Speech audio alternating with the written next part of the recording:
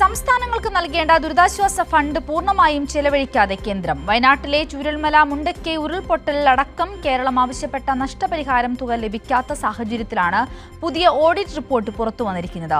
NDRF ഫണ്ടിൽ ചെലവഴിക്കാനായി അംഗീകരിച്ച 53% തുകയും കേന്ദ്രം സംസ്ഥാനങ്ങൾക്ക് നൽകിയിട്ടില്ല.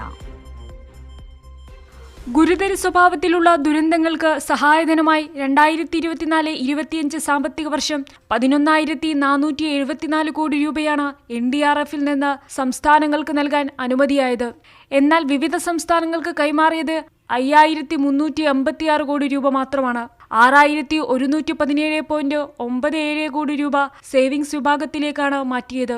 2024-25 വർഷത്തെ CAG റിപ്പോർട്ടിലാണ് വിവരങ്ങളുള്ളത്. ദേശീയ ദുരന്ത ലഘൂകരണ ഫണ്ടിൽ നിന്ന് കൈമാറാൻ അംഗീകാരമായ 2,868 കോടിയിൽ 719.72 കോടി മാത്രമാണ് വിവിധ സംസ്ഥാനങ്ങൾക്ക് വിട്ടു നൽകിയത്. ബാക്കി 75% തുകയും ചെലവാകാതെ കിടക്കുകയാണ്.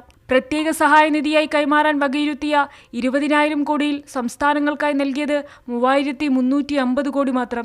83% തുകയും അനക്കാതെ വെച്ചിരിക്കുകയാണ്. പ്രകൃതി ദുരന്തമുണ്ടായാൽ അടിയന്തര ദുരിതാശ്വാസത്തിന് സംസ്ഥാനങ്ങൾക്ക് 100 കോടി രൂപ വരെ മുൻകൂർ വായ്പ അനുവദിക്കാമെങ്കിലും അതിൽ നിന്ന് നയാ പൈസ ചെലവിട്ടിട്ടില്ലെന്നും CAG റിപ്പോർട്ട് വ്യക്തമാക്കുന്നു.